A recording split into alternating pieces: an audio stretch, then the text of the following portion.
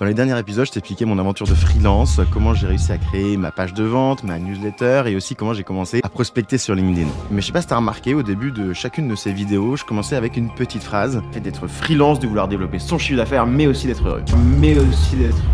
Et cette petite phrase, finalement, je l'ai toujours pas abordée. Alors en réalité, c'est juste que je sais pas vraiment comment l'aborder. C'est un sujet qui est assez compliqué. Mais je me suis dit que vu qu'on était en août, que j'étais dans mon van au bord de l'eau, que c'était le moment ou jamais. Alors ça veut dire quoi pour moi en tant que freelance, être heureux? Est-ce qu'il y a des conseils que je peux te donner, des outils que j'utilise? Et pour répondre à toutes ces questions-là, je vais d'abord t'expliquer comment j'en suis arrivé là. Il y a maintenant un peu plus d'un an, je quittais mon taf pour Google. J'ai travaillé en tant que freelance sur un contrat qui était de longue durée au sein de Google for Startup, qui était dans un immense campus de startup qui s'appelle Station F, qui est un des plus grands campus de startup au monde. Mon taf là-bas, il était vraiment d'accompagner toutes les startups dans leur croissance. J'étais donc au plus proche de l'écosystème startup et c'était plus ou moins ce que j'avais toujours rêvé. Et donc du coup, j'ai quitté Google et ce choix a été longtemps super difficile. J'ai vraiment beaucoup hésité, mais j'arrivais pas à m'enlever un truc de la tête. C'est que j'échangeais mon temps contre de l'argent. Et je voyais bien tout autour de moi tous ces mots utilisés par les startups tels que la scalabilité, l'automatisation, le retour sur investissement, la valeur ajoutée. Je comprenais bien qu'une startup, par exemple, quand tu crées un logiciel en ligne, tu avais une première base de coûts fixes, mais que cette première base de coûts fixes, elle n'augmentait pas ensuite à chaque vente additionnelle. Et je me dis que c'était vraiment le modèle parfait, hyper sain, que ça te permettait d'optimiser ton temps, que ça te permettait d'être beaucoup plus productif et de te concentrer uniquement sur les ventes. Donc, in fine, de ne plus échanger ton temps contre de l'argent. Mais j'ai aussi remarqué un truc qui m'a vraiment marqué. C'est que souvent, les start-upers, c'était des personnes qui étaient un peu malheureuses. Elles n'arrêtaient pas de travailler jour et nuit, elles étaient limite au bord du burn-out, elles prenaient jamais de vacances, elles voyaient rarement leurs potes. Et souvent, elles étaient plutôt motivées par un manque de reconnaissance sociale plutôt que de réellement vouloir changer le monde. Je me disais qu'elles avaient dans les mains un modèle d'avenir, mais qu'elles se trompaient, à mon sens, sur sa véritable utilité. Parce que c'est quoi la finalité de la vie au final? Est-ce que c'est de monter des boîtes qui lèvent des milliards d'euros avec des centaines de salariés, se priver de vacances, de vie privée, et au final être un peu malheureux parce qu'on taffe, parce qu'on a un gros bosseur? Alors bien sûr, j'exagère, mais elle est où la quête de sens là-dedans? En quoi ça va nous rendre plus heureux? Tu sais, je me rappelle de cette image où il y a un colon qui explique à un esclave qu'à partir d'aujourd'hui, il va être libre, mais que désormais, il va falloir qu'il travaille pour un patron afin de gagner de l'argent. Et j'avais un peu la même sensation quand je comparais le salariat et le monde des startups. Au final, j'avais l'impression que sur le papier, c'était génial, mais que ça revenait finalement un peu au même. Au final, il n'y a pas vraiment de progrès. Si je te raconte tout ça, c'est pour t'expliquer le fond de ma pensée. Pour t'expliquer pourquoi est-ce que j'ai quitté Google et pourquoi est-ce qu'aujourd'hui, je continue à documenter cette aventure. Pour en venir au sujet de la vidéo, mon ambition, elle est de me détacher de tout ces codes sociaux que j'ai intégrés sans le vouloir tout au long de cette vie et qui font que j'ai remplacé petit à petit tous mes rêves intimes. Ça peut être avoir des salariés, des likes, un beau costume, des beaux vêtements, une belle voiture. Alors bien entendu, je suis pas en train de rejeter tout ça. Mais mon ambition, elle est simplement de me détacher de tous ces codes-là afin de resynchroniser mon cerveau avec des objectifs qui me rendent réellement heureux.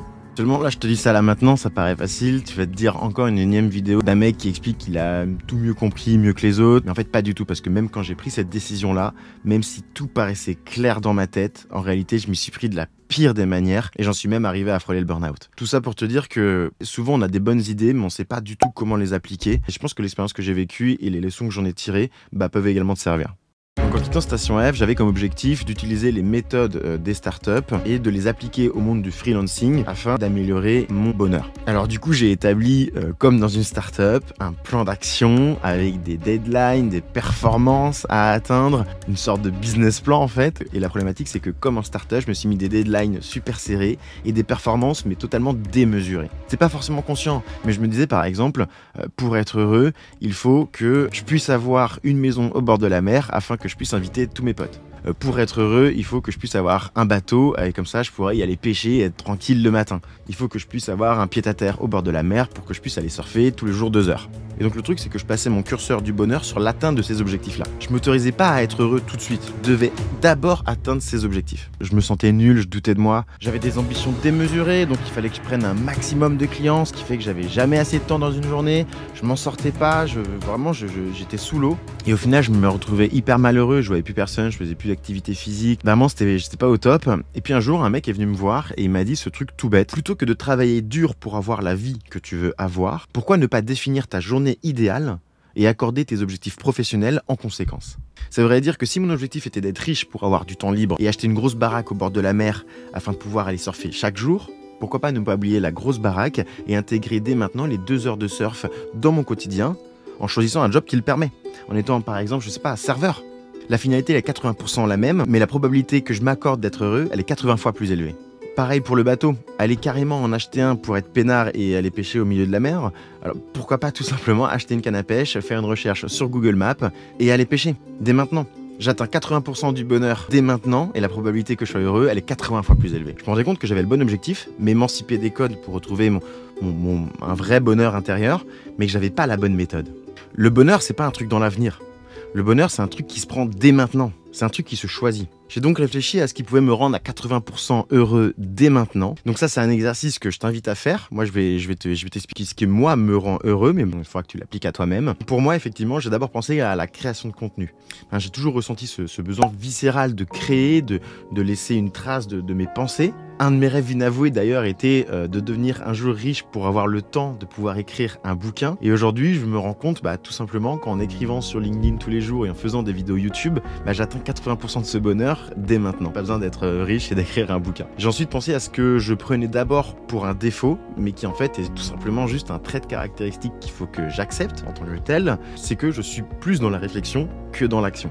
Ce qui fait que j'inclus dans ma journée énormément de temps libre parce que je sais que mon esprit va vouloir dériver sur des imprévus. Ça m'est arrivé encore hier de me faire toute une session Wikipédia sur la Rome antique. Je commence toutes mes matinées en lisant au moins un chapitre en ce moment de Émile Zola, Germinal. J'adore lire, j'adore réfléchir, j'adore analyser des chiffres de ma chaîne YouTube, de plein de choses. J'hésite pas à prendre une après-midi entière si j'estime que je dois aller quelque part ou que je dois faire une activité qui va me rendre véritablement heureux. Pour moi, ça fait partie de cette partie réflexion, de cette partie à avoir envie d'apprendre des choses. Bref, je te liste en gros ici toute la liste des choses qui me rendent heureux. C'est une sorte de longue découverte de soi-même. Et donc tout ça, je l'ai intégré dès maintenant à mon quotidien. Et tu sais, ce qui est drôle, c'est que j'avais déjà entendu cette phrase de l'entrepreneur américain Gary Vee, Enjoy the process. Mais ce que j'avais pas capté, c'est pas qu'une seule phrase qui est liée à l'entrepreneuriat. C'est aussi une phrase qui est liée à la quête du bonheur.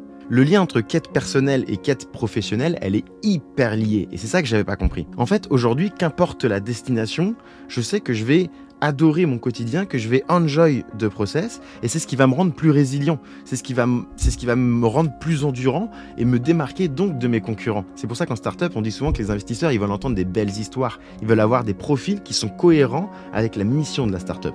Pourquoi ? Parce qu'il y aura des coups durs dans tout ce process-là. Mais si tu aimes le process, si tu aimes ton quotidien, tu as les reins solides pour affronter toutes ces difficultés. Parce que quand tu aimes ce que tu fais, et que tu les aimes pour les bonnes raisons, en fait, t'es inarrêtable. Tu sais que chaque jour, tu te rapproches petit à petit de tes objectifs. Chaque jour, tu fais des choses que tu aimes. Et c'est ça pour moi, la définition du bonheur en tant que freelance.